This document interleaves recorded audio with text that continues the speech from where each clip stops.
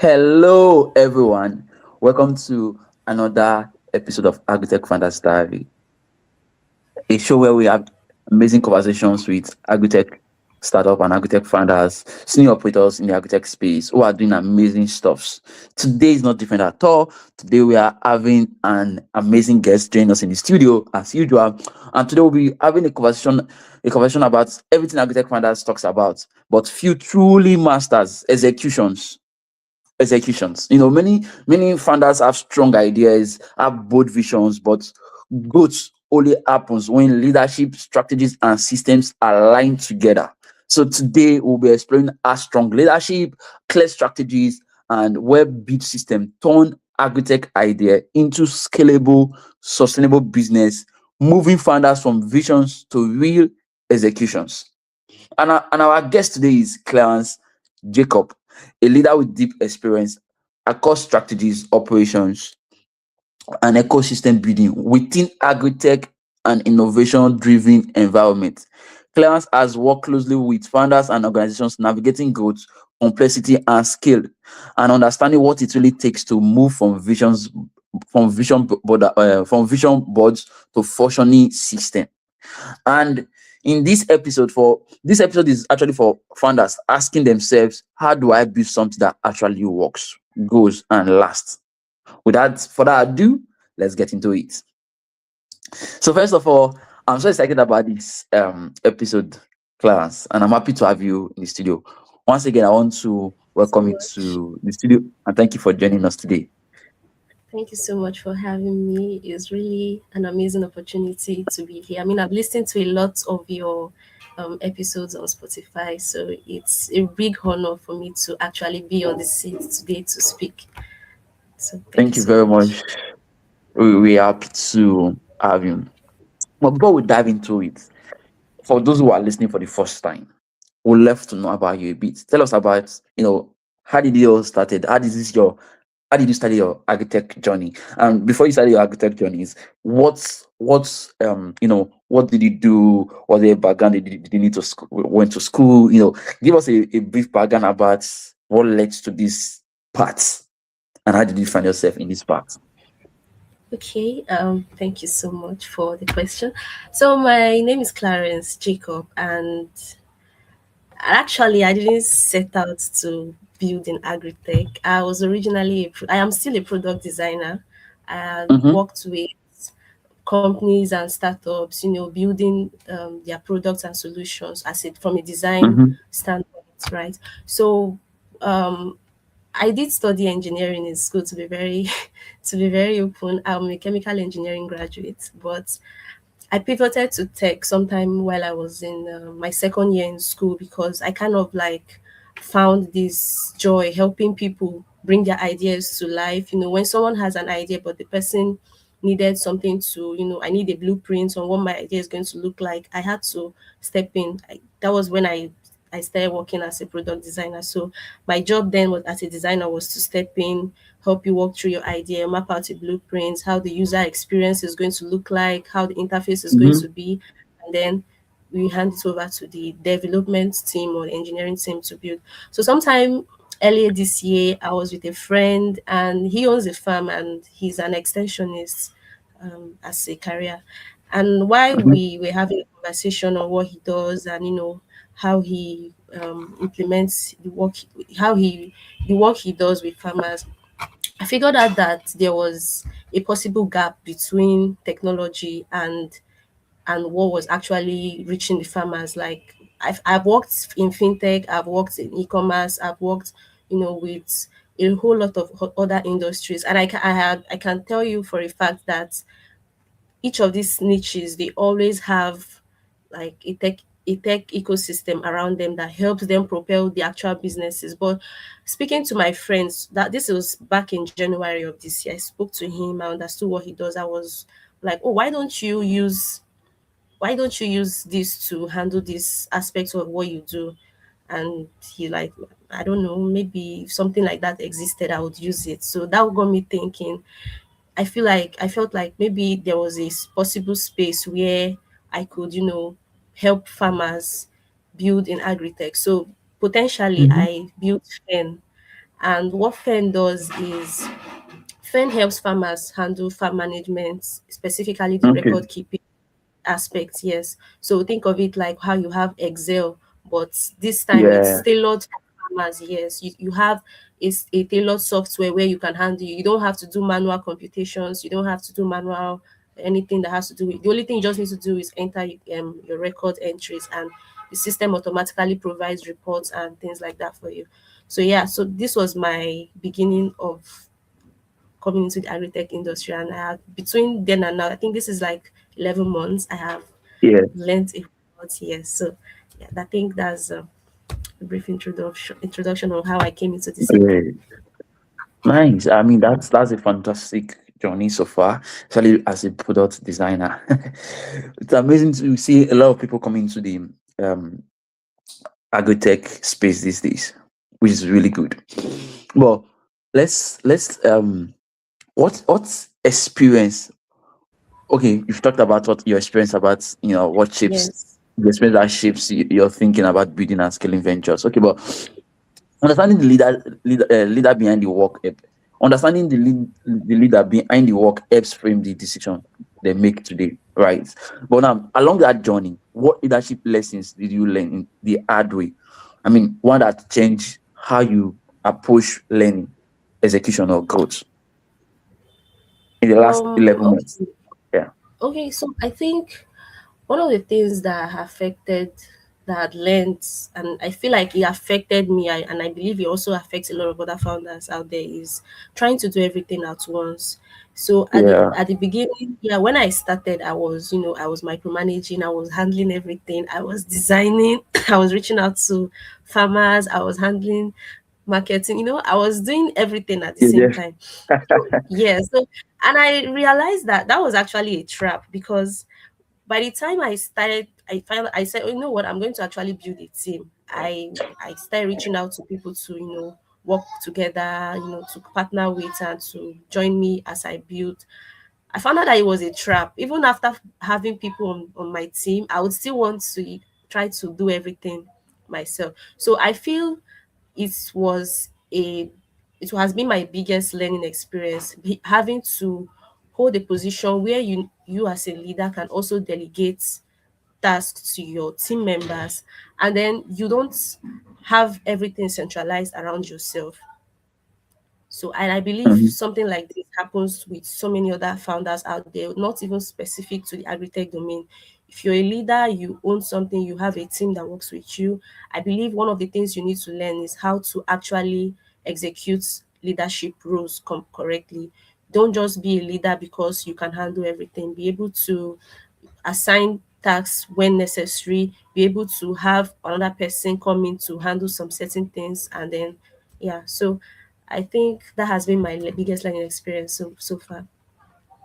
Great. Amazing. I mean, that's really that's cool. I'm happy you've been able to learn something, because this industry is full of so many things. The good and the bad. I mean, that kind of take place in the ecosystem. I kind of also share similar thoughts with you, because of course I also build on the side aside of the podcast I do, run architect that just and all that. And I think everybody has at one point feel like you do everything yourself. You might come of micromanage everything yourself. So when you're talking about micromanaging, I feel like I've been there before. You do practically everything. But I think mine was because I didn't perhaps maybe I didn't trust people enough, because I have a lot we have a lot of I have a lot of team members. Um Perhaps maybe I didn't trust them to deliver as exactly as I want it to be. So maybe Yes. that could be my but those moments are often separate the good ideas from sustainable complaints, right? Now, but let me ask you, many agri-tech founders have strong visions, but they struggle with executions. From your experience, where does the breakdown usually happens between where does the breakdown usually happens? You know, did you All get the right. question? Yeah. Yes, I think I got the question. So, from my experience, and like I mentioned earlier, I've just been in the field a little under a year. Maybe next month should make it 1 year, if at all. 1 year. I think, yeah, the breakdown happens in three places. One is having the wrong team. The second is your distribution or adoption strategies, and then the third is Yeah. coming into that sector with a pre-existing assumption. So from the first one, having the wrong team can make or mar you. When I mean having the wrong team, I don't mean that you may have a team where everybody is a high urgency executioner, but then your team is one sided, especially in agri-tech where you know that you need to be in communication with farmers, you need to be on the field. And then looking at your team is only filled with tech people, coding, programmers, engineers, and barely anybody who has on field experience. And then there are some other teams where they have people who are filled with agri experience with farmers. They have a close relationship with farmers. They are able to, be on ground to hear the farmers directly, but they have little to no. Maybe it's just one person handling the whole tech aspect of things. So I think being able to um, being able to bridge that gap, having an equal balance of yes, building and having an equal balance of what your team should consist of is a very important aspect on where you can go right or wrong in as a founder in agri-tech. So I think there are also some founders who can be found at the intersection of all these of different areas. Some founders are skilled in tech, they still have farming experience, and they can still lead sales and marketing, pitch to investors, and do a whole lot of things. But a founder is just one person. You still need your team, a team that reflects your work as a founder. So I think that's one of the first things. And then the second is the distribution, like I said. And I'll be honest, even I myself, I'm not quite there as an early stage startup. But I Yeah. think your go-to-market strategy is very important, even more important than building the product itself. You could build the most fantastic products, fantastic solution for farmers, Mm-hmm. but if there Mm-hmm. is no way for you to get that solution into their hands, to see that they actually saw your solution and adopted it consistently, then it's not That's it's not not a you. good outlook. Yes, it's not a good outlook on you as a founder, right? And then the third is coming into a building for people, regardless of agri-tech or fintech, wherever sector you find yourself in the tech space, building with a pre-existing assumption. Just because your solution makes sense to you or your friend does not mean that the people you are building for will jump at they would jump at what you're building, that maybe you offer them immediately and they would accept it.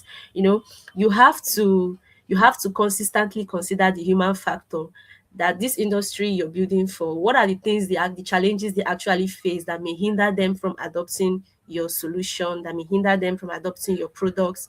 You have to actually think about bottlenecks that exist in this industry. Mm-hmm. Take for Mm-hmm. instance, I could say, oh, I want to build something that connects farm marketplace.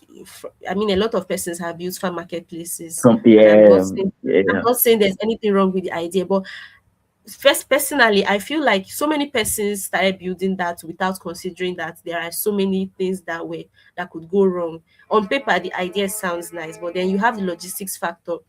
You possibly did not consider who's going to hold inventory. Most founders didn't consider that, and so at the end of the day, they end up packing up or closing up, right? So I think if you're going to build a particular solution in any industry at all, in any niche, you should consider optimum research. What actually does this industry need, and if I'm to bring this solution, are there challenges that may hinder me from um, executing this, and not just coming with the assumption that because my solution made sense, people would adopt it. Yeah. Okay, nice. I mean, but let me ask you this question because you talked about being as a early startups. You know, Yes. what's been in the last 11 months of you being coming to the space? What's been your biggest challenge so far, and how did you overcome that challenges? Okay. My biggest challenge has been, I think it has been trying to actually acquire and retain users. So, like I mentioned, Fen is purely a software product for now. We Yeah. still envision to pivot sometime in the future once we are able to, stand our ground at this point. But figuring out that you're building for when I started, to be very honest, I said I was building for farmers. I said I'm going to build for people. But I found out that smallholder farmers face different challenges from large size and mid scale farmers. So Mm-hmm. at this particular point, I would be very honest with you. Fen is even being used more by the large scale farmers and mid-sized farmers. Most of I was saying I'm going to use for smallholders, but the smallholders ended up not adopting it. I mean, I still have a long way to go, to ensure that penetration. So I think that has been my greatest challenge, figuring out that okay, even in saying you're building for farmers, you still have to consider there Yeah. are different, yes, there's a different level of technological awareness, there's different level of literacy, Mm-hmm. there are different Yeah. regions, different poultry farmers experience different things from crop farmers. And also fen is open for every kind of farm, fish farm, livestock, poultry, crop farm. Everybody uses, all kind of farmers can use fen. So we had to re-strategize and say, you know what, let's focus on a small segment first. Let's focus on the mid-size and the large scale farmers. And then when we are done, we would come back to the smallholder farmers and then try to see how we can educate them firstly, even before presenting our solution to them. So yeah. Mm. Okay. No, that's fantastic anyway. That's fantastic. Now, but how were you able to secure your market? How were you able to secure build your distribution, your market? Because I think that's one of the biggest challenges early startup kind of face. They have good products, really amazing product that farmers really needs, but they have sometimes have problem with communications and all that. So how were you able to sell or market your products, secure that distribution line? How were you able to build Okay. it, to do it? Yeah. Um, um, the first strategy that we deployed was actually reaching out to farmers directly. Then we were not even active on social media or anything. We were just then I was still in the southeast. I was in Imo State, Owerri. So I was Mm-hmm. visiting farmers. Yeah, I was visiting farmers. My One of my co-founders went to the ADP Agricultural Development Program concentrated in that region, and then he pitched the idea to them. We were able to reach out to some of their farmers, their farm network, and offer them like a demo version of what we had. So some adopted it, but at that point we were still, our products were still very scrappy. It was not very optimal the way it is right now. So, but it helped us. It was more like a pilot phase for us. We helped us understand what we actually needed to do better and how to implement. So, coming back to Lagos here, I wasn't able to like visit individual farms. So I started reaching out to Mm-hmm. farmers directly through Yeah. emails, yes, I would reach out to, so I would send messages. My co-founder would do the same. And and so far it's been working for us. We've been able to get a large user base even in Ghana and in South Africa at the moment. Amazing. Yes, even in Ghana and South Africa at the moment. So we we reached out to farmers directly. So for people who are not, we are not able to like come to your farm and see you Mhm. personally or visit. Yeah, so we can just leverage. I mean, we're in the digital age. We leverage the power of Yeah. virtual communication. Yes, like what we are doing currently. So we reach out to them, and then subsequently, we are also looking to partner with farm cooperatives.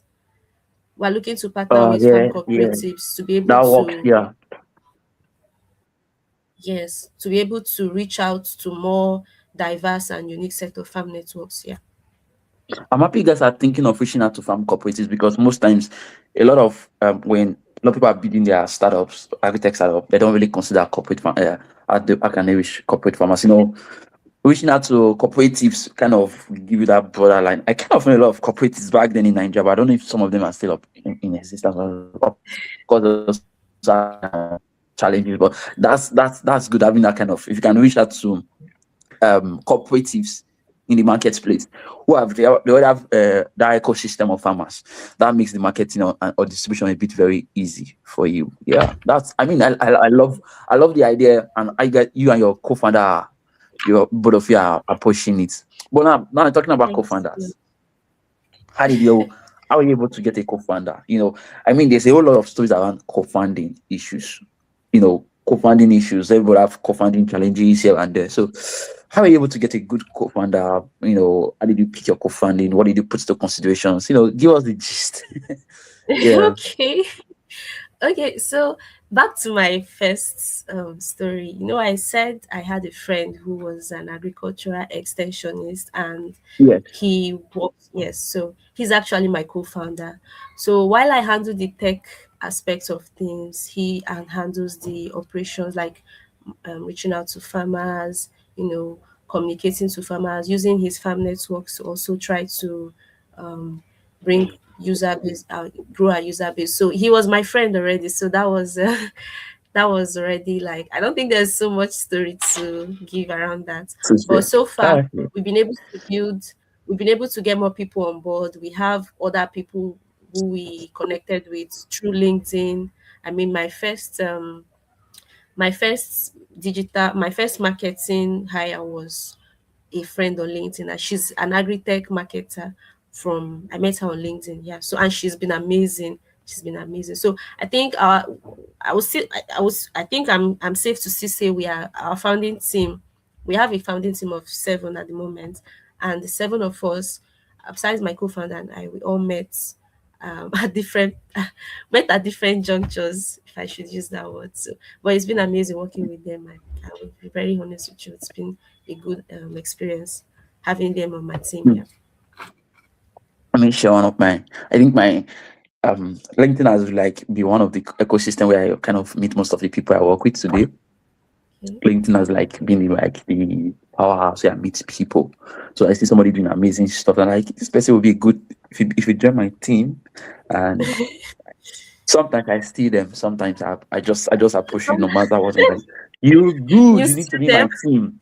Yeah. Sometimes I actually if you're doing amazing stuff in that company, I don't care what the company are paying you, no matter how big is the company. I just slide into your DM and I say, "But Agritech Digest.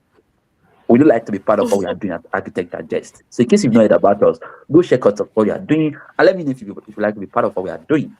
And most times they will come. There's one I'm trying to. I've been on a DM recently, and she's like, "I'm interested." I said, "Then if you are interested, then send your CV across. Let's see your CV. Let's see what you can do, and then we'll take it up from there for you." So I think for me, LinkedIn has been a great place. I've Yes. I've like of course I've also made some bad. I've also what do you call it? I've also hired wrongly, even though it was some of them were. I think you've done well with your friends. Maybe you have good friends. So when I started with my friends, right? So I started building with my friends, Yeah. and I think that's one of the mistakes I personally have made. If I was going to build again, I won't build with friends again. So was there like a I'll build with particular stranger. experience that led to that Yeah. decision? Wow. Yes, I won't be the friends again. I don't want to be the friends again. So first times, for example, I'm a very soft guy. I don't like chatting on my friends. I don't like offending my friends. But when I meet you Wow. on LinkedIn and you are doing very well, and I assume you are doing very well, it's easy for me to shout at you if you are not giving me the result I need again. No? So if you're giving, I saw you were giving staff company A these results. Now you're with me, which is not company B. You can't give me that same result again. I will scream at you. I will push you. I will have to you have to deliver again. But outside of that, I don't think I would like to really be with friends again. Friends they have a lot of issues. So I was building with friends, even though sometimes I thought maybe they were good, they can handle it, but they were not able to handle it. So I made some of my good hiring this year. Most of the hiring we did, we made a lot of wrong ones, but this year's own, they were really, really good. We've seen some good tractions. Just need a little bit pressure on them. Just need a little bit Yes. clarity on what they're trying to deliver on, and they're able to do these things. So for me, I think LinkedIn is a good place for me to hire people. I really think so. So because most of my strong I, guys, I met I them on LinkedIn. agree. Yeah. Uh, I But said I I think agree. there's another one I did. Yeah, there's another one I did, which which is my podcast manager. I think I need to talk about her. I met her on yeah, because she will be editing this video, right? So she'll be editing this podcast, right? Yeah. So for my podcast, I think what happened was, so our podcast manager just left, and she was a Muslim lady, and that has left the. That was like she needs to go back to school. She needs to go start she needs to go back to school, but she was good. Another thing again, which I think I'm going to ask you your thought on that. But let me finish this story first. So um and that was like she needs to go back to school and the rest. So that's maybe she needs to go back to school. And she needs time to study, to get scholarship and every other thing, you know. And she left. And why she left, I was like, what's happening? Because I really don't like losing team members too. I don't like losing my team members. Which I was on that night. I think that every time I lose a team member, I get the best. So I'm no longer scared of Oh losing team wow. members again now. Yeah. So I was scared at that time when she was going. So I just took my phone and I put it on all WhatsApp group I belongs to. I need a podcast manager. I need a podcast manager. And different people were applying. But there was this guy, I've known the guy on LinkedIn too. So the guy have seen my work and the guy was like, I've seen your work. He's a Nigeria guy too. So there are people from Kenya, like Naobis, people from different Africa countries reaching out for the job. But then this guy was like, I follow your work for a long time. There's this lady, I think if you employ her, she'll do a fantastic job. Based on what you have been doing, this lady will be good for you. So, well, of course, our policy in our company is no matter what, even though you're my friend, you must submit your CV. The policy. So even if you're my friend, so if you don't submit your CV, you have to submit your CV. You have to go through your proper hiring, like interview, Hiring, no matter yes. how you are with my friend. So everybody submitted their CV, and from the onset, when I saw that lady speaking, I won't talk more, but I think she from the onset, from the interviews and everything, up to the she getting the job. I think that was when I got out of LinkedIn. So I didn't hire her via LinkedIn, directly via LinkedIn. So somebody who Yeah. have followed my work on LinkedIn saw, so who have seen my work and were like, I think having this person on your team will be good. And she recommend so she came as recommendation. So sometimes I've also hired via recommendations. But yeah, let me ask you Yeah. another question. What's your thought Okay. about this? People say fire fast because you've been on the space. No, this is not like Agritech complaint now, but generally conversations, right? So people said there's a statement that I've heard, and in fact I've heard it a lot of time. Fire fast, hire slow. What's your thought about that statement? What do you think about it? Now let's talk about hiring. Yeah. Fire fast, hire slow. Okay. Wow. Do you believe No. it? Do you think? Yeah. Yes. Yes, I do believe it. Especially if you're at a stage where you're trying to scale, right? You need fast paced people. Like, I know most founders are high agency people. They are fast paced executioners. So, and I think at the starting stage of your team is very critical. If you have someone who is you're always going to beg to work, you're always going to reach out to meet deadlines. I Yeah. don't think, yes, that's time that should be used being should be spent building, being spent chasing after someone. So I think fast fire fast, hire slow, it's Hire it's slow. actually, yes, it's actually very valid. And when it comes to hiring is one of the key areas of any venture, even outside the startup industry. As a typical business, wherever you find yourself as an entrepreneur, if you're going to be hiring, you need to actually take your time out to actually hire. You might hire someone who is excellent on paper, who has all the requirements, qualifications, and everything. You think that's what you're looking for. But when that Yeah. person comes on board, you find out that this person has a very terrible attitude to work. So you have, like, some persons have very bad attitude to work. They're either very slow to meet deadlines, or they have this arrogant approach to when they have to accomplish things. Some persons are very good at working solo. They don't know how to work in a team.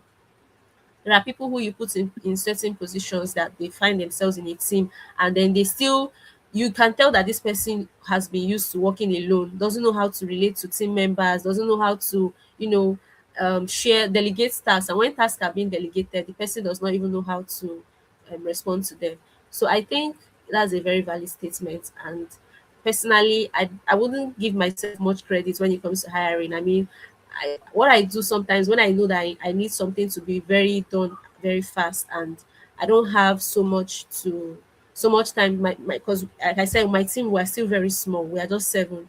So everybody is doing Mm-hmm. so much at the same time. So I just hire like freelancers or someone who can just come in for like a week or two to do something, and then that's it. That's what I've been doing so far. Aside from my core team, you can hire on a contract basis, a month to 3 months, see how this person was, and then if you like the person, you can retain him or her full time.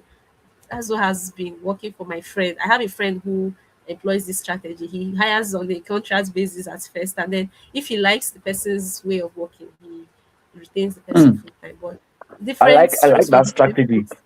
Yes, Yeah. different strokes That's for that's different safe. things. That's safe actually. It's safe. It's safer Yeah, for you when yes. you, yeah. That's a very, very good that's a very safe way to hire people. But do you, apart from that, your friends, do you have any other framework or systems you use in hiring people? Like people Okay, yeah, listening can.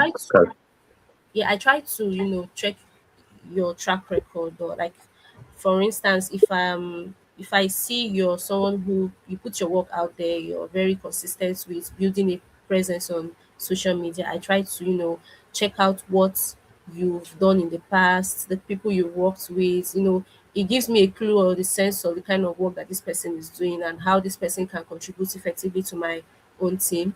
And then when I'm speaking to the person's level of articulation matters too. How you're able to communicate what you do. Some persons are very good at what they do, but when it comes to communication, is a whole other is a whole other area they still need to work on. And I think I can if I like someone enough, I would bring you on board and try to guide you in that aspect. I think it's something that can be worked on. But sometimes for fast moving startups, we don't usually have the time to train people. I think big orgs have more resources to train people, but Yeah, I personally would take someone in if I feel like you're good at what you do, but then you have problems when it comes to communicating how you will work. Maybe you did something. I'm trying to understand what you did, but you don't know how to yeah, communicate. Yes, you don't know how to communicate what you actually. I will try to get that person if I. So I yeah. think these are. I think, yeah, I agree with you. I think for me, I stopped hiring fast. I'm not in a hurry again because I've made mistake in the past. I take my time with it. Of course, I Yes. do a lot of due diligence on your background, like you said, research what you've done in the past, go through your LinkedIn. I do those ones a lot, a lot. I do those ones a lot. But aside of that one, I'm also in a hurry, so I have a robust system I came up with, where I came up with questions, and yeah, we really drill you. So the questions is sent across to everybody will be sitting on the board of advice, will be on the interview board on that day. So and they have like a marker where they kind of mark it. Yeah. So where they score you. So we'll come back after the interview. We'll sit down and look at the score.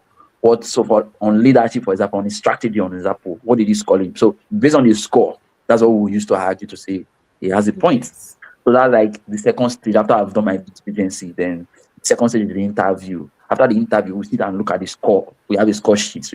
And then when I move from that stage, I was not an HR, but I just needed to build something for myself because I've made mistakes in the past. And it really worked for me this year because I I, think I I would think I hired the implement best something guys like this year. this. So when I grow, when I grow Then, to become a big, I think I would implement something like this.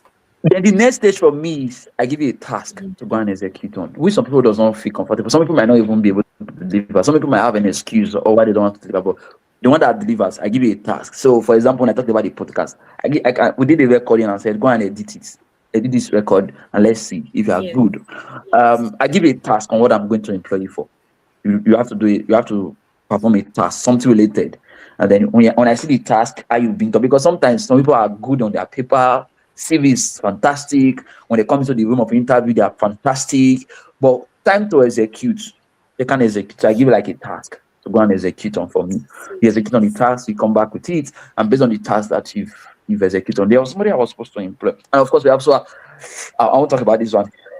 But there's somebody I was supposed to employ, a Nairobi lady, fantastic lady, but I think she was 48, going on like late 40s, and I didn't know how she was really good. Like everything was fantastic, but I didn't know how she was going to be working with young people who were like early 30s, late 20s, taking instructions from them. And she was 40 something, like late 40s. I think she was applying for administrative role. But it was so painful. That's the only reason why I didn't hire her. So I also put those things I into think I consideration can because relate to I think I can relate to what you're saying. I've been in a team. I worked in a team where we got a new hire and he felt he was too big enough because the person he was supposed to report to was younger. The person yeah, who was supposed to report to me was too. younger. So and this guy is good. He was good. Like when it comes to what he was, but he didn't like that idea that he had to report to someone who was younger than him. So one day you know, he just unconsciously said something nasty. easy. He said something So nasty, and that was the end for him. So and for us at our end, we're looking for creatives who are, we feel like, of course we understand 50 years can be very creative as well, but yeah, we need who have that Gen Z or Gen Alpha kind mm, of vibes because of what we are creating. Because the people our competitors are more of 50 something, 80s. They are already very young, old. Our only advantage over them is how we now also approach things lately. They don't approach things, so they are trying to get our audience, like young people, to come to the space, yeah, into the architect space, and they are using the old method. So we are trying to. So the only advantage we have over them is to do this. We still come with our vibes, which they don't have. So that's another thing I also think about. But yeah, as we begin to wrap up, looking ahead, what kind of mindset or no, for founders listening or who are in the early stage, what should they focus on first? okay. I think you should focus on genuine commitment to farmers. You're building in agritech, so most likely you're building around there's a complete ecosystem that has to do with there is a farmer end, there's a supply chain, there are the there are off takers, there are even the government agencies, right? But I think at the core center of it all are the farmers. So if you're building and you're not committed to seeing how you can be of help to them to their daily workflow in whatever area, maybe it could be through insurance, it could be through saving money, to be through credit, it could be through sustainability practices. And like we are doing, we are coming from the aspect of handling farm management data, right? I think founders who are coming to build in agri-tech should focus on how they can serve farmers genuinely because from like I said, I always like to mention that I haven't had so many years. I can't say I have so many years of experience in this sector. One of the things I've seen that so Yeah, many persons are profit driven, they are so profit driven and grant driven to the yeah, extent that they ignore the people who you actually claim to be building for. You're running around chasing for grants, you're chasing for mm, investor funds, but then you yeah, ignore the people who should be your long-term focus, which are the farmers. So I think that's where I feel my company is trying to stand out. We are really on a vision to, like, at this point fen is totally free. I mean, we've been running fen, we've been bootstrapping for the past 8 months. Okay, we think we went live sometime in August with our MVP, and I think the full version of our product should be coming out sometime in the first quarter of 2026. And the product has been completely free so far. And while we intend to, pivot to some other areas where we can try to maximize our profitability, but I feel like seeing farmers use your products and they are happy using it. It's something when you come into and you see someone who has been recording with pen and paper for a very long time, and then you're able to convince him to start using a digital system to manage his farm data, and he's consistently adopts it. Like every single day, he's logging into the app. It's a thing of joy. So, and I believe other people building in other areas in agri-tech too should also focus on seeing that farmers are genuinely committed to enjoying the products that or solutions they are offering. great, nice. But yeah, I agree with what you shared there. I completely, I agree with what you shared. A lot of people focus on grants. I think I've written on that on LinkedIn. We chase grants more rather than chasing marketing and sales, which I think, if Yes, you're able to market properly, you can be able to have a pipeline of funding coming in already. Grant may not be exactly. sustainable at the end of the long run, but it's all it is. A lot of people just focus on chasing that grants, chasing VC firm. They believe with that they will, and that's why there's a lot of tech companies today in Africa folding up even after they've raised funds because they've not built that pipeline of marketing. They Yeah. don't build that says our marketing pipeline for them. So I agree with what we shared there. But founders also often try to fix everything at once. Clarity also kind of help. But looking ahead, what mindsets do you think agritech leaders or agritech founders must develop now to build companies that last over the next decade? Okay. I think you should have the mindset of an executioner. You should have the mindset of Yeah. someone who is goal driven. Don't have a mindset where you're only chasing after the next shiny thing. Every couple of months you're doing something new, you're doing something different. You're not even on ground with the people you claim to be building for. You're not considering the farmers' realities. For instance, I would use myself as an example. One of the things I didn't consider while building for Fen was that there will be people who there are people there's a farmer that reached out to me sometime. He was like, is there a way we could make your products offline? Because in my farm there is no network. I don't know if that makes sense. There is no network, like there is no internet Mm-hmm. connectivity and Mm-hmm. things like that. And since it's a digital system, it's something that might most likely require internet for you to be able to use. And I thought about it. I said, this is actually true. And in a bit for me to actually create something, I didn't consider um, where we should, build something that people who are not in a there are large farms where they are located in remote areas, right? So I discussed with my team, and it's one of the things we are currently working on that should be going live in the next couple of months. So at this very beginning, the mindset every founder, every agritech founder should have is um, executing but with value. You're coming into Yeah. that system to execute, but bring value to the farmers. Don't just build because you think it's fancy to you, or on paper it looks nice, and when you pitch it to investors, it's fancy, quite all right. But then will the farmers actually enjoy using it? Would they find it Mm. convenient to use it? Would it be very would you constantly require you to hold them by their hands to guide them on how to use it, or is something that is tailored to fit their realities every day? So I think, yeah, that's one of the things I would throw out there to anybody who is listening that would like to come into my um come into this sector.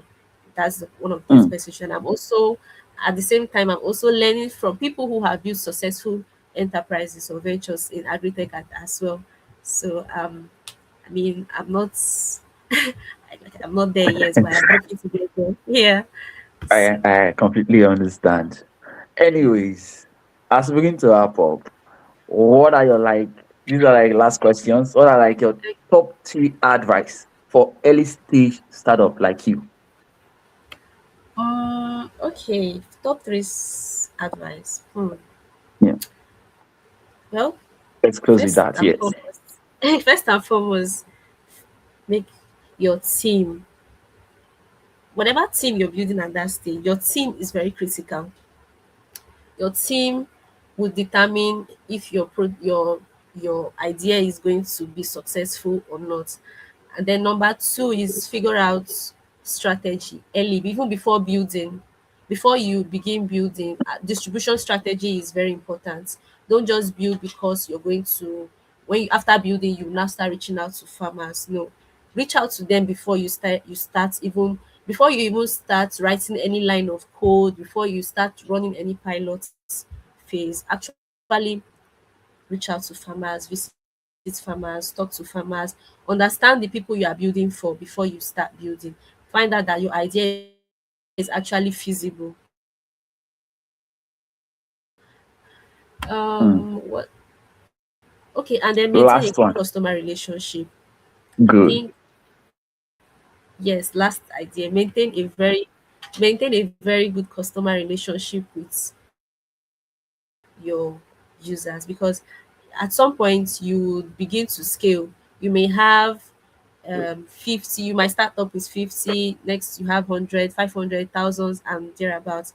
Try to make sure that even those 50 persons you began with, always circle back to them at every point in time to see where they are lacking behind. If there is a reason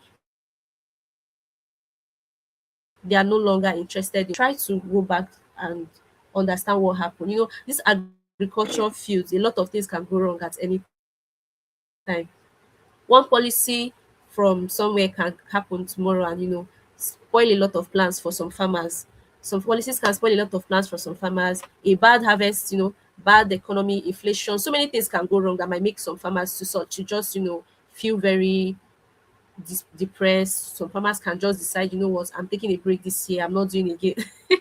I'm taking a break. I mean, there was a farmer I reached out to one time. I think I met them on Instagram, and they used to be very active. They used to be very active. And when I spoke to the founder, I asked what was happening. Like, she said, "We are no longer in operations for now. We are taking a break." You Mm. understand? So we are taking a break for now. So I mean, it would have been selfish on my part for me to just pitch, oh, we have new features available now for you to come and use, or that kind of thing. We yeah. So I think maintaining a good customer relationship matters, so that when word of mouth begins to market your proposal, eventually at some point people will begin to spread the gospel of what you do to their network. So maintain that relationship so that when they begin to spread it, it will work out fine for you. That's good. That's a good one. So it's been a It's, pleasure having you today. Right. Thank you very much for your time. Of course, before we I go, really I'll drop this one more. Sustainability is about people and decision and not just technology. It's been a privilege and honor having clients join us today. Thank you for breaking down what it really takes to move from vision to execution.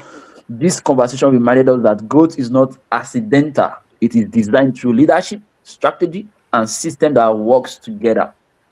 To our listeners, if you are building in agri-tech space and want to share your journey, lessons, or solutions, fill out the guest intent form link in our show description. You can listen to the episode and more on Spotify and Amazon Podcast. For behind the scene content and resources, visit www.agritechdigest.com and follow us on all our social media platforms: Facebook, LinkedIn, Instagram, and Twitter. Until until then, until next time, keep building with clarity, keep leading with purpose, and keep executing with intention. We'll see you in our next episode again. Thank you for joining us today. And it's totally a privilege having this conversation. I really enjoyed the conversation today. Thank you very much for your thank you time. as well. I'm honored.